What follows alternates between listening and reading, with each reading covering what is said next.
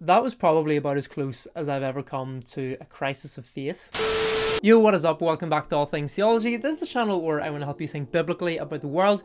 We're thinking about Calvinism today. So what actually is Calvinism? Well, Calvinism is essentially a set of beliefs about salvation and how that whole thing works, and it's named after the person who came up with it, John Calvin. If you're not overly familiar with it, or you may be thinking like, oh, it's got something to do with predestination, then here's a really quick overview. The way that you can remember it is that it's like an anagram, and the anagram is the word tulip, so the letters stand for something. So T stands for total depravity, and that's essentially the belief that every part of the person is tainted and corrupted by sin. So our intellect, our emotions, our will, our bodies are corrupted and compromised by sin.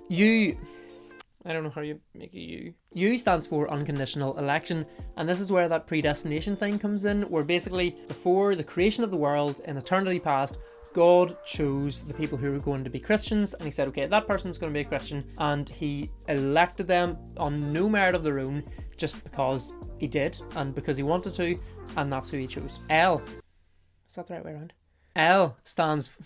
Why am I like acting these out? L stands for limited atonement, and that's basically the idea that Jesus only died for the elect. So the sanctifying, justifying death of Jesus on the cross only covers the sins of people who are elect. I stands for irresistible grace, and that's basically the idea that if God reveals himself to you, you can't do anything to resist that. You're just going to become a Christian. And then P stands for perseverance of the saints, and that basically just means that if you are really a Christian, then you're not going to die having walked away from the faith. And if you do walk away from the faith and never come back to it, then that's proof that you were never actually a Christian in the first place. Now, there's more depth to it, and obviously there's a lot more to it than that, but that's at least enough that if you know that much, then you'll kind of sound like you know what you're talking about, even if you don't really know what you're talking about. And this is where most people just sit and live. Often people don't really get further than that, so congratulations, you are at the average stage of Calvinism, or knowledge of Calvinism. Oh, here, if you're enjoying this, by the way,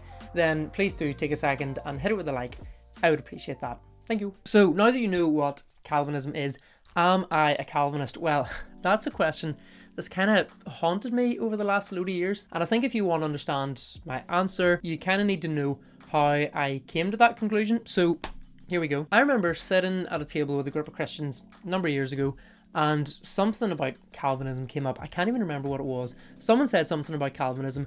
I said something that maybe hinted that I didn't really support Calvinism, and this other Christian leaped across the table and was like, wait, are you not a Calvinist? I didn't really know them very well. I think they are really a lovely person, a very godly person, but the tone that they used with me, they could have well been asking, do you not believe the earth is round? Like, that was actually the incredulity of that tone. It was like, how could you not be a Calvinist? And then this person very helpfully proceeded to give an even briefer account of the tulip thing than I just gave you. Very helpful, obviously. But this attitude is actually quite typical of people who've only ever studied or only ever been taught Calvinism, that the only alternative they know is such a caricature that the thought that anyone could possibly believe something other than Calvinism is just totally ludicrous, because nothing else in their mind could possibly make sense. And if you don't believe in Calvinism, then it's clearly just because you haven't studied it enough or you don't know enough about it. So then to that person, the thought that I could have got the whole way through a theology degree and set up this super very famous successful YouTube channel without actually being a Calvinist, that just blew their mind. Now, before I get ahead of myself here or anything, I'm not trying to get on like a theological high horse here or anything. I've been guilty of rolling my eyes and looking down on people who think differently theologically to me, so this isn't like an attack on Calvinists. Chill. The first I really encountered Calvinism was at the Presbyterian Theology College that I went to, and I absolutely loved it there. Like, it was really, really good. I learned so much about the Bible and how to understand it in historical context, and seeing themes and understanding covenants, and it really fast-tracked my understanding of the Bible and my knowledge of it. And it was there that I learned that theology can sometimes be a kind of web. This isn't a very good web, but you know what I mean. Now, this might seem like a little bit complicated, but stick with me because it's really, really important. So, in theology, you'll often find that one belief leads to another belief, which leads to another belief, and they all kind of interact with each other and impact each other. So, for example, if A is true, then B must be true, And if A and B are true, then it makes sense that C would be true. And then the deeper you go into this, the more you slide into this theological framework and you work your way the whole way through the thing, and you find that, oh, actually, I've worked my way through A to Z, and I have this big complex web maze of theology that all interlinks and all connects to itself. But you're not going to be the first person who's went through that journey. There are going to be tons of people who've done that before you and have named this big theology web, and that's how you get things like Calvinism, Arminianism, amillennialism, and all sorts of other isms. And so the reason that's important is because I wasn't necessarily taught Calvinism. Like, no one, I don't remember ever going through the 5 points of Calvinism and being like, here's why they're all right. But what I was taught was a theological framework or construct that kind of upheld and supported Calvinism. So if Calvinism is HIJKL, then I'd maybe learnt PQRSTUV and A, B and C, and so you can see how, even though I wasn't necessarily learning it, I was learning stuff that could support it. But then whenever I did actually look into Calvinism and what it entailed, those 5 points didn't really sit that well with me. I mean, total depravity, I have no issue with that, but the other 4 certainly, I was kind of uncomfortable with them because they seemed to go against so much of what I knew about God and the world and salvation, and they just didn't quite seem to fit with the way that I understood those things and the way that I read the Bible. Now, I could see how total depravity meant that I could never choose God, and so if I could never choose God, then I needed him to elect me, otherwise I'd never come to faith. But then if only certain people were ever going to come to faith, then I saw how it made sense that Jesus would only die for those people. And then if I was totally depraved but I had to come to faith, then irresistible grace makes sense that I can't deny that offer of faith. And then perseverance of the saints, I'm not dead yet, but I figured it made sense. And yet that didn't sit all that well with me, and it was actually like a really big struggle for me. It weighed really heavily on me, and it was exacerbated by the Christians around me who did seem to get it, who did seem to understand it and embrace it and think, yeah, Calvinism's the best thing since sliced bread. And if you've ever been around people who are like that, especially in the early days, that is a really annoying stage. Christians often like jokingly refer to this as cage stage Calvinism, because the best thing to do with someone who's in that stage is to just lock them in a cage until they shut up about Calvinism. Oh my word, if you know someone like that, you know exactly what I mean. No offense if you are in that stage, and if right now you're raging, you're gonna flip a table and be like, but Calvinism is so true, then perhaps you might be in the cage stage. I'm just saying.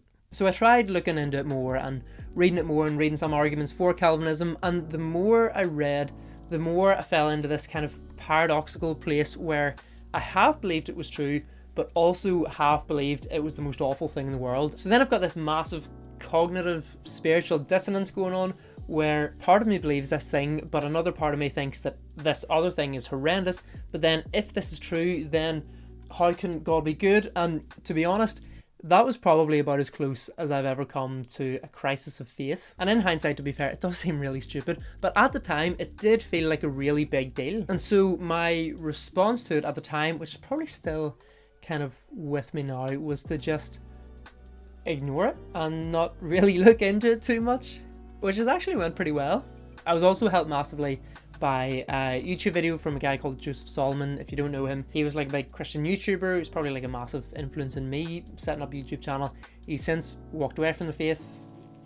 Perseverance of the saints, I don't know, that's another story. But anyway, in that video he talked about what he called parallel truths. So two things that didn't seem like they could both be true. They seemed to contradict each other, but ran parallel to each other and never did contradict each other. And if that seems like I've just talked the biggest load of nonsense in the world, that's okay, because it makes sense that it shouldn't make sense. Because if we perfectly understood God and we thought, yeah, we can see exactly how it works and we understand fully how the mind of God works, God wouldn't be that big. But actually, if we can say and embrace the mystery of saying about God that these two things God says are true, and they seem to contradict each other, they seem like they would go against each other, but actually God says they're both true, and so we've got to embrace that mystery and allow them to run parallel to each other, that actually is a very freeing thing, and it allows you to appreciate God a bit more and recognize that God is bigger than what we give him credit for sometimes. So whenever I took that approach to Calvinism and thought about the passages that seem to suggest that God is responsible for people coming to faith, but then also the passages that say we are responsible for coming to faith ourselves, that made that a whole lot easier, where I wasn't trying to reconcile one over the other. I was able to just accept both as being true, and even though they don't seem like they could both be true, God can't be 100% responsible, and yet us even be any percentage responsible. Parallel truths.